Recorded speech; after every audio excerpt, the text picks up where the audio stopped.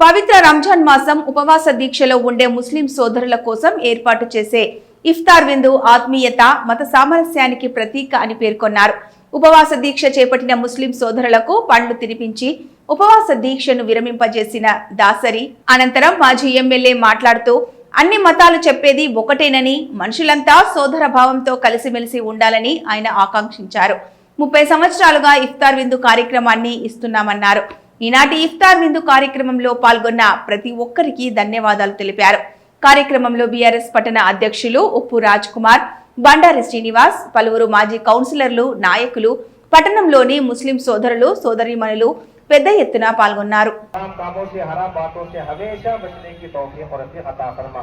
हराम ख्यालात से भी हम सब में तरक्की अता फरमा। मौला करीम जितना माह रमजान बचा हुआ है मजीद इखलास सदका खैरात की कसरत करने की हम सबको हिदायत अता फरमा। और मौला करीम तेरे हुक्म की बुनियाद पर अपने माल की सही ज़कात मोहताजों तक हक నేటి 27వ రోజు ఈరోజు మా ముస్లిం సోదరులకు సోదరులందరి కొరకు ఇఫ్తార్ మరియు తామ్ ఏర్పాటు చేయడం జరిగింది.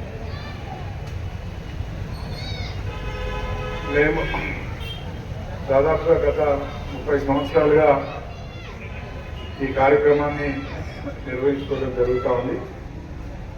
ఒకే ఒక ఆలోచన, హిందువులైనా ముస్లింలైనా ఒకరినొకరు గౌరవించుకోవాలి, ఒకరినొకరు ప్రేమించుకోవాలి.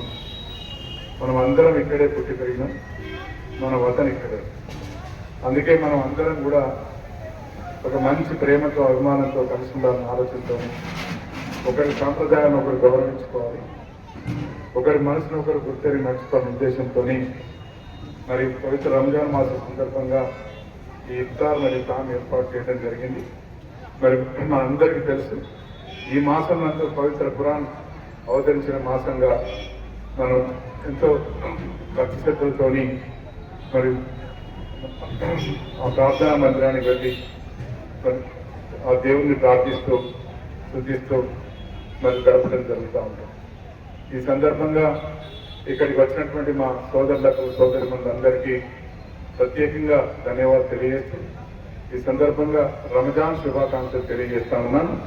మీ అందరికీ, మనందరికీ ఆ అల్లా మనందరినీ కనికరించి కాపాడి మనందరికీ ప్రేమను, సౌభాగ్యాన్ని పంచాలని, మనందరికీ ఒక ఆశీస్సులు అందించాలని చెప్పి అల్లాను వేడుకుంటూ మీ అందరి ఆశీస్సులు కూడా మరి మాపై ఉండాలని చెప్పి మీ ప్రేమను, అభిమానాన్ని కాంక్షిస్తూ ఈ అవకాశం మాకు కల్పించినందుకు మీ అందరికీ మరొకసారి ధన్యవాదాలు తెలియజేస్తున్నాను.